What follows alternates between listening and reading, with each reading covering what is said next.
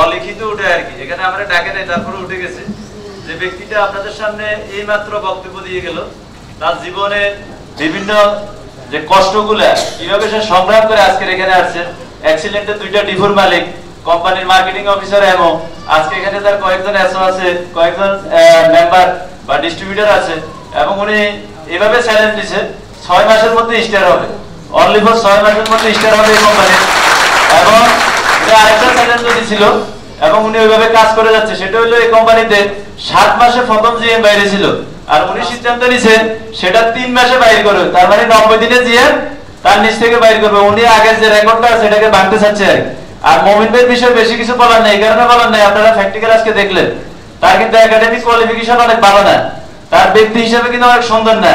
আজকে এখানে দাঁড়িয়ে যে কথা বলে গেছে শুধু একটা মাত্র একটা ডিসিশন, তার স্বপ্ন, সেই স্বপ্নগুলো দেখছে বিদায় বড় হওয়ার যে স্বপ্নগুলো, ওই স্বপ্নগুলো দেখে আজকে এই স্টেজে দাঁড়িয়ে হাজার হাজার শিক্ষিত লোকের সামনে বক্তব্য দিয়ে গেছে।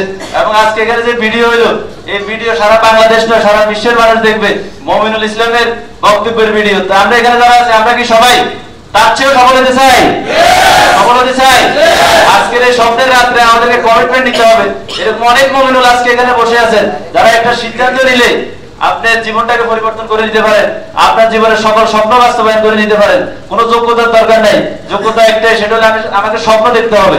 Yes or no?